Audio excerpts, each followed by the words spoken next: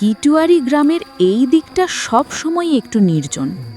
দিনে সব কিছু স্বাভাবিক, বাজারের কোলাহল, ক্ষেতের ধান বাতাসে দুলছে, আর পাহাড় থেকে নেমে আসা স্নিগ্ধ হাওয়া পুরোটা জুড়ে থাকে। কিন্তু রাত নামলেই পুরো পরিবেশ বদলে যায়, বিশেষ করে শনিবার রাত। ছোটবেলা থেকেই মা বলতেন, শনিবার রাতে বাইরে যাস না, গিটুয়ারিতে ওই দিনটা শান্ত থাকে না। আমি সবসময় হেসে উড়িয়ে দিতাম। এখন বুঝি ওটা হাসার কথা ছিল না। আমার বাসার পাশেই একটা পুরনো বাড়ি আছে, সবাই বলে বাঁশের ঝাড়ের বাড়ি। কোথা থেকে এই নাম এসছে কেউ স্পষ্ট করে বলতে পারে না, কিন্তু গল্প আছে প্রচুর। বাড়িটার দেয়ার ফাটা, ছাদ ধসে পড়ার মতো, জানালাগুলো সব ভাঙাচোরা। রাতে মনে হয় বাড়িটা নিঃশ্বাস নিচ্ছে আবার ফেলছে। প্রথম শিহরণটা পাই এক শনিবার রাতেই। সেদিন গৌরীপুর বাজার থেকে একটু দেরিতে ফিরছিলাম। নরম কুয়াশা জমে আছে চারদিকে, রাস্তার বাতিগুলো কাঁপতে কাঁপতে জ্বলছে। হঠাৎ একটু আলো, হঠাৎ পুরো অন্ধকার। আমার বাড়ির মোড়ে পৌঁছাতেই হাঁটা থেমে গেল। পাশের বাড়ির বাঁশঝাড়, যেটা সবসময় উঁচু হয়ে দাঁড়িয়ে থাকে, সেটা পুরোটা মাটিতে লুটিয়ে পড়ে আছে, এমনভাবে যেন কেউ জোর করে ধাক্কা মেরে ফেলে দিয়েছে। কিন্তু আশেপাশে এক চিলতে বাতাসও নেই। গিটুয়ারির মানুষদের থেকে গল্প শুনেছিলাম, শনিবার রাতে বাঁশঝাড় গুড়িয়ে পড়ে, হঠাৎ চিৎকার শোনা যায়। আমি সব কিছু গুজব ভেবেছিলাম, কিন্তু তখন নিজ চোখে দেখছি। আমি তাকিয়েই আছি, ঠিক তখনই ঝাড়ের ভেতর থেকে কোমল দমবন্ধ একটা কান্নার মতো শব্দ ভেসে এলো। মেরুদণ্ড বরফের মতন ঠান্ডা হয়ে গেল। কণ্ঠটা মানুষের মতো, কিন্তু অস্বাভাবিকভাবে দূর থেকে, যেন মাটির নিচ থেকে কেউ শ্বাস নিতে নিতে ডেকে উঠছে। আমি ফোনের টর্চ জ্বালালাম। আলোটা ঝাড়ের দিকে বাড়াতে গেলেই মনে হচ্ছিল অন্ধকার গিলে ফেলছে সব আলো। হাত কাঁপছিল, আলো স্থির রাখতে পারছিলাম না। কে আছেন? আমার নিজস্ব কণ্ঠই আমাকে অপরিচিত লাগলো। কান্নার শব্দ কয়েক সেকেন্ড টিকে রইল, তারপর হঠাৎ নিঃশব্দ, যেন কেউ এক মুহূর্তে মুখ চেপে ধরেছে। আমি দৌড়ে বাসায় ঢুকে দরজা বন্ধ করলাম, চাবি 3 বার ঘুরিয়ে নিশ্চিত হলাম বাবা মা কেউ বাড়িতে নেই, আমি একাই। বসার ঘরে এসে দেখি জানালার কাঁচ কাঁপছে, বাতাস নেই, তবুও কাঁচে আলতো ঠুকঠুক শব্দ। টক টক টক, মানুষের নখের মতো না, আরো ধারালো, আরো শুষ্ক, যেন শুকনো কাঠের কোনো দিক দিয়ে কেউ আঁচড়াচ্ছে। আমি নিঃশ্বাস আটকে শুনতে থাকলাম। অদ্ভুতভাবে পাশের বাঁশের ঝাড়ের বাড়িটাও নড়তে লাগলো। আমার জানালা থেকে বাড়িটার ডান পাশ আংশিক দেখা যায়। অন্ধকারের মধ্যে ওদের ভাঙা গ্রিলটা কেমন যেন ভিতর থেকে ঠেলা লাগছে। আমি আলোর সুইচগুলোর দিকে এগোতেই মনে হলো পেছনে কেউ দাঁড়িয়ে আছে। ঘাড়ে ঠান্ডা বাতাস ছুঁয়ে গেল, কিন্তু ঘর তখন পুরো বন্ধ, সব জানালা আটকানো। আমি ধীরে ধীরে পেছনে তাকালাম, কেউ নেই। তবুও মনে হচ্ছিল ঠিক আমার পেছনে কারোর উপস্থিতি রয়ে গেছে, দাঁড়িয়ে দেখছে, শ্বাস ফেলছে, আর অপেক্ষা করছে আমি ভুল করব। ওই রাতে আমি চোখের পাতা পর্যন্ত ফেলতে পারিনি, আর তখনও জানতাম না এটা তো শুরু মাত্র। সেদিন রাতটা আমি পুরোটা জেগে কাটিয়েছিলাম। নিঃশব্দ সেই অন্ধকারে মনে হচ্ছিল প্রত্যেকটা মিনিট অনেক দীর্ঘ, যেন সময় নিজেই পথ হারিয়ে ফেলেছে। কিন্তু রাত যতই গভীর হচ্ছিল, ততই স্পষ্ট হতে লাগলো আমার বাড়ির ভেতরে আমি একা নই। জানালার কাঁচের ওপর টক টক শব্দ থেমে গেছে ঠিকই, কিন্তু তার বদলে অন্য কিছু শুরু হয়েছে। মাঝে মাঝে মনে হচ্ছিল বারান্দায় কেউ হাঁটছে, ধীর, ভারী, থিতু পায়ের শব্দ, যেন হাঁটার আগে প্রতিটি পদক্ষেপ হিসেব করে নিচ্ছে। আর সবচেয়ে ভয়ের ব্যাপার, বাড়িটা অদ্ভুতভাবে ঠান্ডা হয়ে গেছে। এমন ঠান্ডা যেন কেউ নিঃশ্বাস বন্ধ করে দাঁড়িয়ে আছে আমার পাশেই। কিন্তু আমি তখনও নিজেকে বোঝাতে চাইছিলাম শব্দগুলো ভুল শুনছি, হয়তো নার্ভাস হয়ে পড়েছি। ভোর তখন খুব কাছে। মুরগির ডাকা খুব হালকা হয়ে শুরু হয়েছে, কিন্তু আকাশ তখনও কালো। আমি দরজা খুলে বারান্দায় বেরোলাম। চারদিক নিস্তব্ধ। গিটুয়ারির এই দিকটা এমনই।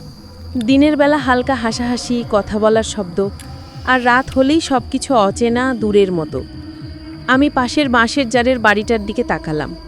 কোনো আলো নেই, কোনো নড়াচড়া নেই, কিন্তু বারান্দার ছায়া যেন একটু কেঁপে উঠল, যেন কেউ ভেতরে ঘুরে বেড়াচ্ছে। আমি চুপ করে তাকিয়েছিলাম। হঠাৎ সেই শব্দটা আবার এলো, করর করর, শ শ শ শ, যেন কেউ শুকনো পোশাক টেনে মাটির ওপর ঘষছে। শব্দটা এত ধীরে, এত অস্বাভাবিক যে আমার বুকের ভেতরটা কেঁপে উঠল। হাওয়া তখনও নেই, কিন্তু বাঁশঝাড়ের একটা ডাল হঠাৎ নড়ল। আমি ভেবেছিলাম এটা হয়তো রাতেরই অস্বস্তি, ঝামেলা ভুলে কিছুক্ষণ ঘুমাই, কিন্তু ঘরে ঢোকার পর বুঝলাম এরপর আর স্বাভাবিক কিছু ঘটছে না। সকালের অদ্ভুত দৃশ্য। মা বাবা তখনও ফেরেনি। ঘরে আমি একা। বাইরে একটু আলো ফুটতেই দরজা খুলে বাইরে গেলাম।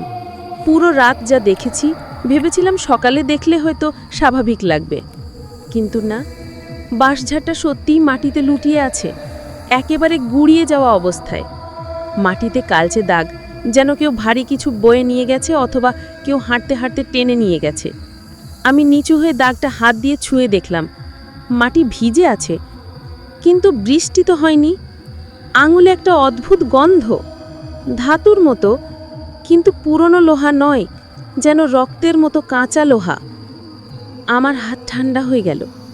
আমি আরেকটু এগোতেই বাড়িটার সামনে দেখলাম পুরো জানালার নিচে পায়ের দাগ। মানুষের দাগ না, দেখতে মানুষের মতো ঠিকই, কিন্তু আকারটা বড়, অস্বাভাবিক বড়। তার থেকেও ভয়ঙ্কর ব্যাপার, দাগগুলো জানালার দিক থেকে বের হয়নি, বরং জানালার ভিতরেই ঢুকেছে। যেন কেউ বাইরে থেকে নয়, ভেতর থেকে বের হয়ে আবার ভিতরেই ফিরে গেছে।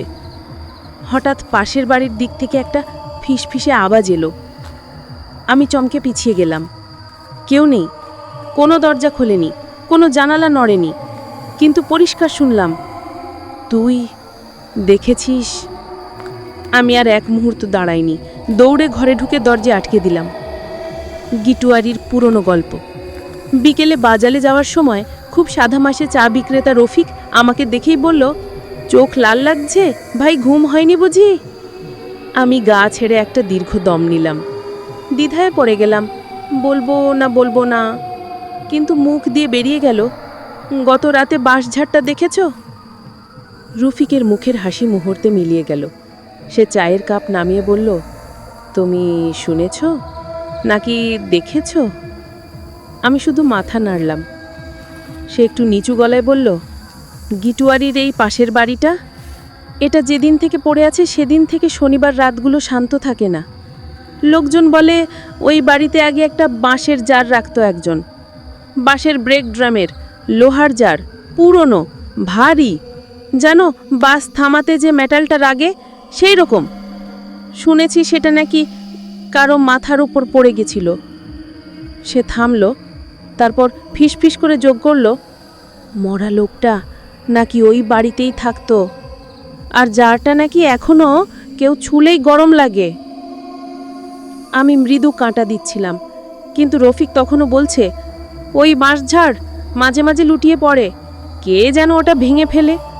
মানুষ হলে শব্দ হতো, আলো লাগতো, কিন্তু ওটা তো মানুষের কাজ না ভাই। আমার গলা শুকিয়ে গেল। আমি কিছু বলার আগেই সে আমার চোখের দিকে তাকিয়ে বলল, তুমি গত রাতে শুনেছ কান্নার মতো কণ্ঠ?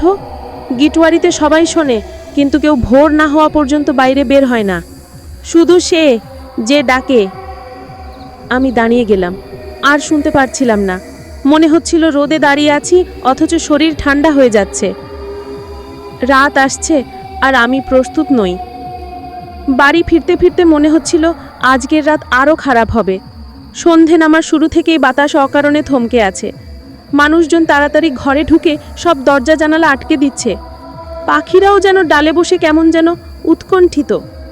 আর আমার দৃষ্টি বারবার সেই বাঁশের জারের বাড়িটার দিকে চলে যাচ্ছে। মনে হচ্ছে কেউ ভেতর থেকে তাকিয়ে আছে, জানালার ভাঙা কাচের ফাঁক দিয়ে, স্থির চোখে, অপেক্ষায়। ঘরে ঢোকা মাত্রই বুঝলাম আজকের রাতটা শান্ত হবে না, কারণ দরজার ফাঁক দিয়ে ঢোকার সময় স্পষ্ট শুনলাম, আজ কথা বলবি নাকি?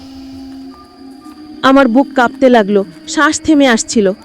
কিন্তু সবচেয়ে ভয়ের বিষয়, ফিসফিসে সেই কণ্ঠটা ছিল ঠিক আমার পেছনে। আর আমি জানি সেখানে কেউই ছিল না। এখন আমি বুঝতে পারছি ওটা শুধু শব্দ নয়, ওটা আমাকে লক্ষ্য করছে, অনুসরণ করছে, কিছু বলতে চাইছে, কিছু দেখাতে চাইছে।